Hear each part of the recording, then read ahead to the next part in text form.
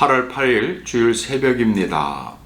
오늘도 새날을 주심에 감사드리면서 빌립보서 2장 6절에서 8절의 말씀을 묵상하면서 은혜의 보좌 앞으로 나아가겠습니다.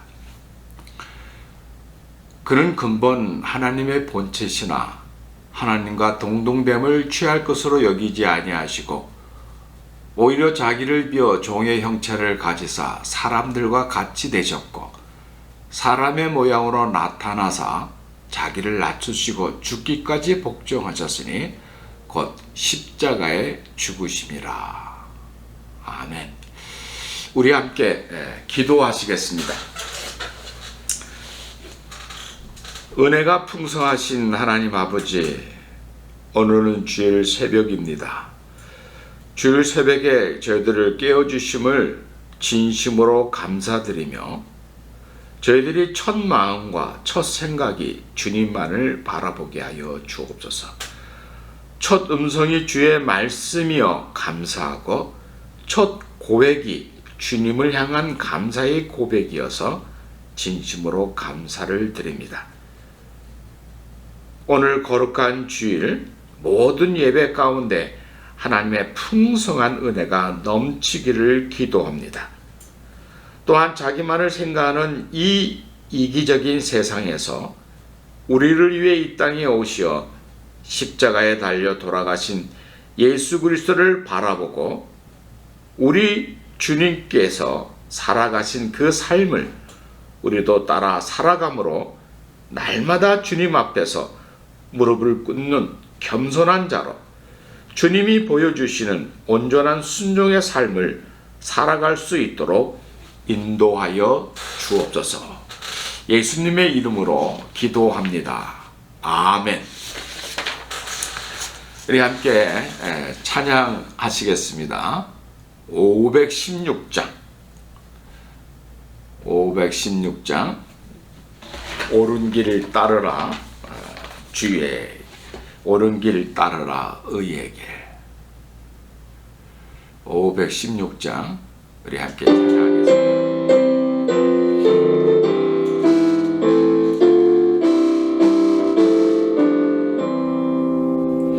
옳은 길 따르라 의의 길을 세계 만민에 잡는 길, 이 길 따라서 살 길을 온 세계에 전하세. 만 백성에 나갈 길, 밤 지나고 동 튄다. 바람이 보아라 저 빛, 주 예수의 나라 이 땅에 곧 오겠네 오겠네. 주 예수 따르라 승리의 주, 세계 만민이 나가 길과 진리요 참 생명 장검을 부수고 바르라 화평왕 흔들다 동 튄다. 바람이 보아라 저 빛, 주 예수의 나라 이 땅에 곧 오겠네 오겠네. 놀라운 이 소식 알리어라 세계 만민을 구하려 내 주 예수를 보내신 참 사랑의 하나님. 만 백성이 따를 길, 어두운 밤 지나고 동 튄다. 바람이 보아라 저 빛, 주 예수의 나라 이 땅에 곧 오겠네 오겠네. 고난길 헤치고 찾아온 길, 많은 백성을 구할 길, 모든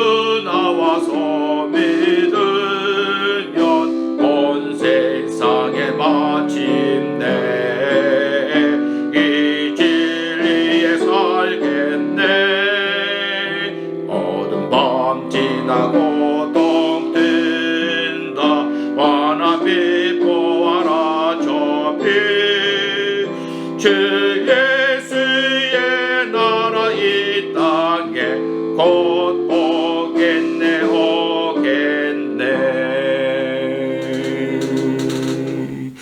아멘.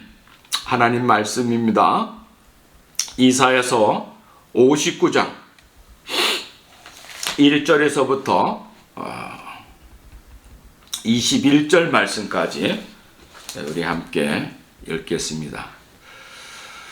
이사야서 59장 1절에서부터 21절 말씀입니다.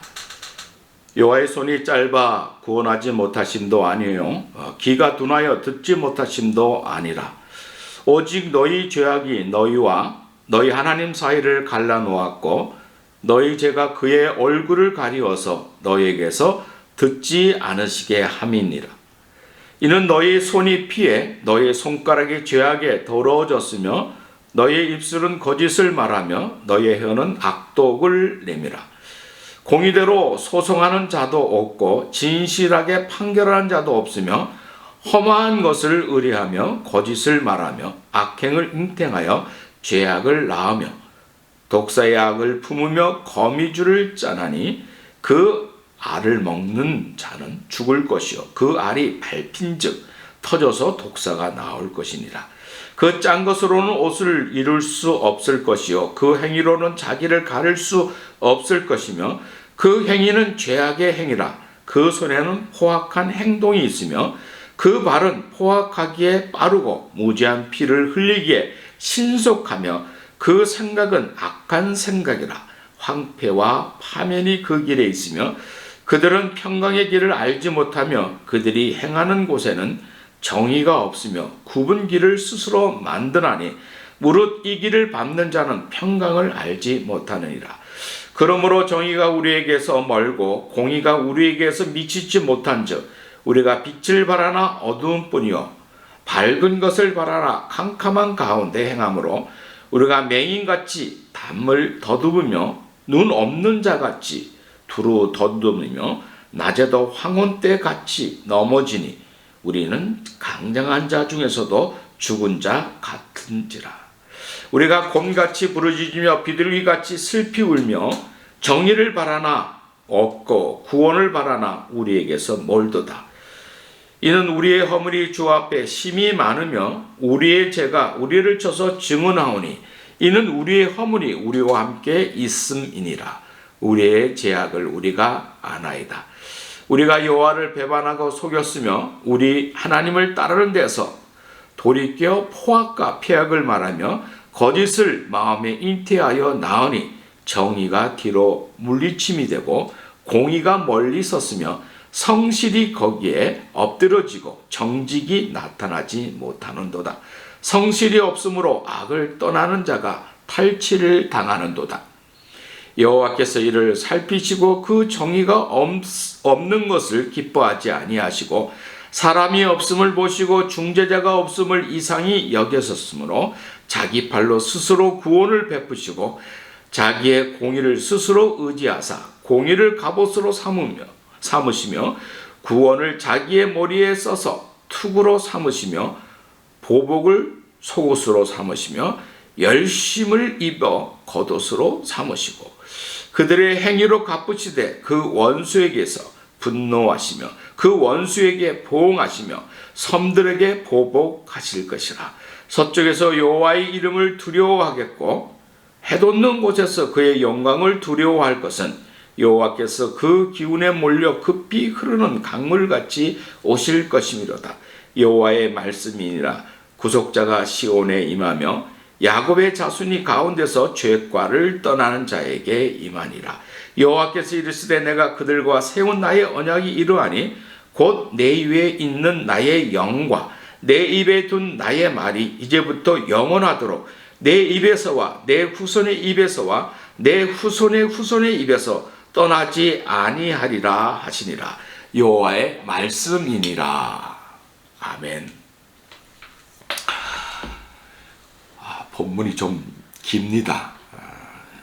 이사야서 59장 말씀은 이 세 가지로 내용을 정리할 수가 있습니다. 첫째는 이사야서 59장의 말씀이 나오게 된 배경입니다. 이 배경은 이스라엘 백성들의 불평입니다. 이 고레스의 칙령에 따라 바벨론 포로로 있던 이스라엘 백성들이 유대 땅으로 귀환을 했습니다. 귀환은 감동과 영광의 시간이지만 이어진 삶의 자리는 고난과 좌절의 현실입니다. 그러므로 이스라엘 백성들은 이렇게 불평불만을 합니다. 하나님, 도대체 어디 계십니까? 하나님, 왜 우리를 구원하지 않으십니까? 하나님, 오늘 우리의 곤고함과 삶의 힘겨움을 아십니까? 왜 우리의 기도를 들어주시지 않습니까? 혹 우리를 구원할 능력이 없으신 건 아니십니까? 이렇게 이스라엘 백성들은 불평하고 있을 때 하나님께서 이사야 선지자를 보내서 그들의 문제가 무엇인지를 보게 하셨습니다. 그 말씀이 1절부터 8절의 말씀입니다. 둘째로 이스라엘 백성들의 문제를 보게 하시니까 백성들이 하나님 앞으로 돌아오고 회개하기 시작하였습니다. 9절부터 15절 말씀입니다. 하나님 잘못했습니다 라고 무릎을 꿇는 것이죠. 셋째입니다. 이렇게 죄를 인정하고 고백하고 받아들이니까 하나님께서 이스라엘 백성들을 용서하시고 구원을 약속하시는 축복의 말씀을 합니다. 16절서부터 21절 말씀까지입니다. 이것이 이사야서 59장에 나타난 배경과 내용입니다. 첫째 부분부터 살펴보겠습니다. 이스라엘 백성들은 그들은 고통을 당하고 힘듦을 당할 때 하나님의 능력이 부족해서 고통당하고 고난을 당한다고 생각을 했습니다. 그런데 1절 말씀을 보니까 여호와의 손이 짧아 권하지 못하심도 아니요 키가 둔하여 듣지 못하심도 아니라 그렇게 말씀하십니다. 이 말씀은 너희가 고통을 당하는 것은 어려움을 겪는 것은 하나님의 탓이 아니다라는 사실입니다. 하나님의 손이 짧은 것도 아니고 귀가 어두워서 듣지 못하는 것도 아니다 라고 말씀하십니다. 무엇이 문제입니까? 2절 말씀입니다. 오직 너희 죄악이 너희와 너희 하나님 사이를 갈라놓았다 라고 말씀하십니다.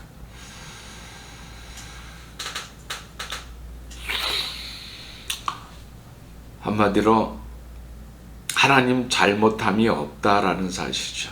모든 너희의 죄악 때문이다 말씀하십니다. 하나님은 다 듣고 계시죠. 다 보고 계시죠. 그런데 하나님께서 가까이 하지 않는 이유는 죄 때문입니다. 너희 죄악이 너희와 너희 하나님 사이를 갈라놓았다라고 말씀하십니다. 여기 갈라놓았다라는 것은 하나님과 인간을 분리했다라는 말씀입니다. 하나님께서 인간을 떠나는 것이 아니라 인간이 하나님을 떠났다라는 사실입니다. 저는 여기서 영적인 중요한 원리를 하나 발견합니다. 우리 안에 죄가 숨어 있다면은 하나님께서 가까이 하지 않는다라는 사실입니다. 우리 안에 숨겨진 죄가 있으면 아무리 소리쳐도 하나님께서 듣지 않으신다라는 사실입니다. 그러나 내 안에 숨어있는 죄를 고백하고 인정하고 드러내면은 축복의 강물처럼 흘러넘친다라는 사실입니다. 오늘 저와 여러분 안에 하나님의 축복이 강물처럼 흘러넘치기를 바랍니다. 하나님께서 원하시는 것은 지은 죄를 자복하는 것입니다. 하나님 앞에서 죄를 자복하면 하나님은 상상할 수 없이 빠른 속도로 나에게 오셔서 하나님께서 나를 어루만져 주시고 용서해 주시고 회복시켜 주시고 구원을 베풀어 주십니다. 사랑하신 여러분, 하나님 앞에서 죄를 고백하는 것을 두려워하지 마시기를 바랍니다. 하나님 앞에서 우리의 허물을 드러내는 것을 부끄러워하지 마시기를 바랍니다.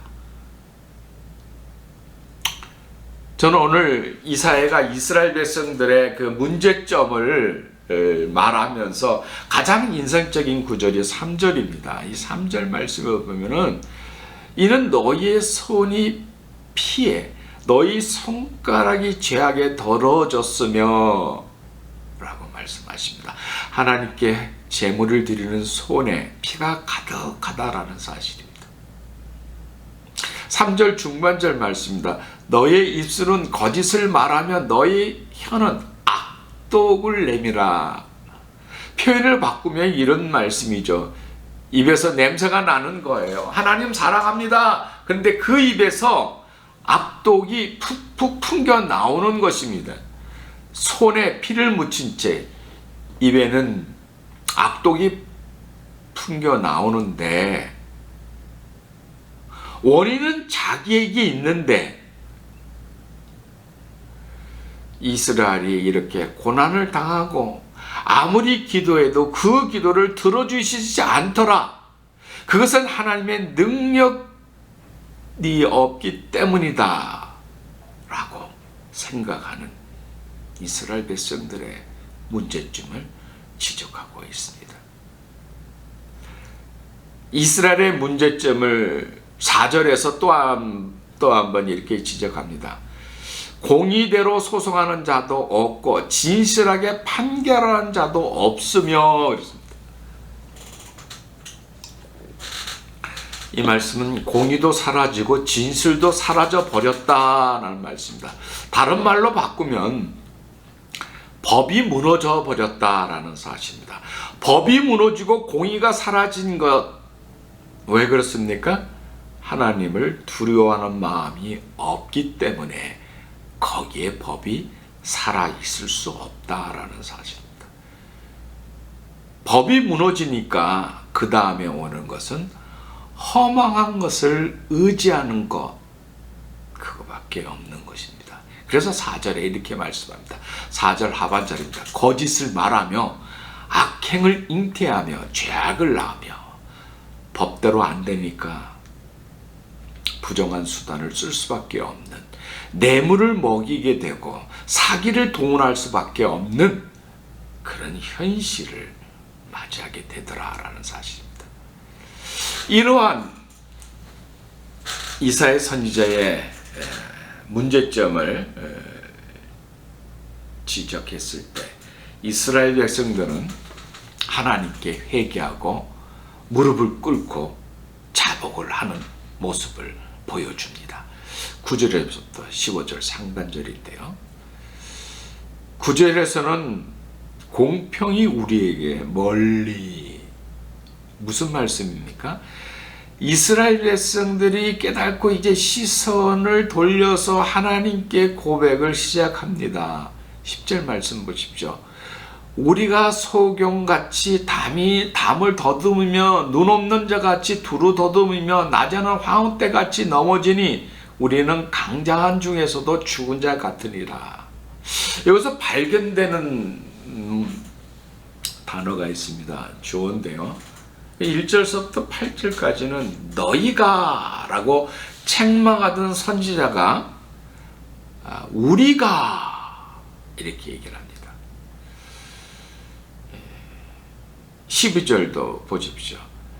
이는 우리의 허물이 주의 앞에 심히 많으며 우리의 죄가 우리를 쳐서 증거하오니 이는 우리의 허물이 우리와 함께 있습니다. 우리의 죄악을 우리가 아나이다. 이렇게 고백합니다. 이 구절을 보니까 우리의 죄악 때문이라고 고백합니다. 이렇게 된 이유는, 이렇게 고통과 고난과 어려움이 있는 이유는 우리의 죄악 때문이다 라는 사실을 인정하는 것이죠. 그래서 13절 14절을 넘어가면 기도로 이어집니다. 우리는 여호와를 거역하고 배반했습니다. 그전에는 하나님께서 우리한테 너무 하신다고 생각했는데 과거를 묵상해 보니까 하나님께 잘못한 일이 깨달아지더라라는 사실입니다. 엎드리고 회개할 때 하나님의 역사가 이루어집니다. 16절 말씀에 보면은 사람이 없음을 보시고 중재자가 없음을 이상히 여겼었으므로,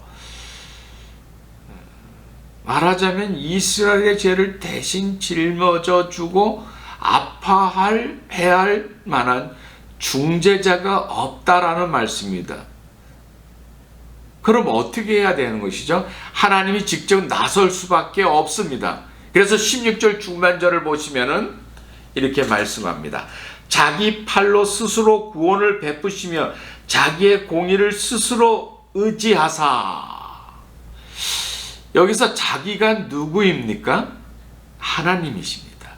이스라엘이 도저히 자기 능력으로 안 되니까 하나님 스스로 그들을 구원해야 되겠다 말씀하십니다. 하나님께서 스스로 팔을 걷어붙였습니다. 하나님께서 직접 중재자, 구원자가 되심으로, 그래서 예수님께서 이 땅에 오셨다라는 사실입니다. 17절서부터 19절은 예수님께서 오시는 모습을 묘사하고 있습니다. 17절 보시면은요, 우리 예수님의 용맹스러운 모습, 능력 있는 모습, 금방 뛰어나올 것 같은 이러한 생생한 모습을 보여주고 있습니다. 18절, 특히 19절에 보면은 하나님께서 급히 흐르는 강물처럼 주저하지 않고 오시겠다는 것입니다. 졸졸졸졸 흐르는 물이 아니라 쏟아지는 물처럼 오시겠다는 것입니다. 놀라운 말씀이죠. 20절 말씀에 그분이 구원자가 시온에 임하며 야곱의 자손 가운데 죄가를 떠는 자에게 임하리라 말씀하십니다. 무엇을 말씀합니까? 이 메시아에 대한 예언입니다. 어떻게 하나님이 인간을 구원하셨는지 보여주는 말씀입니다.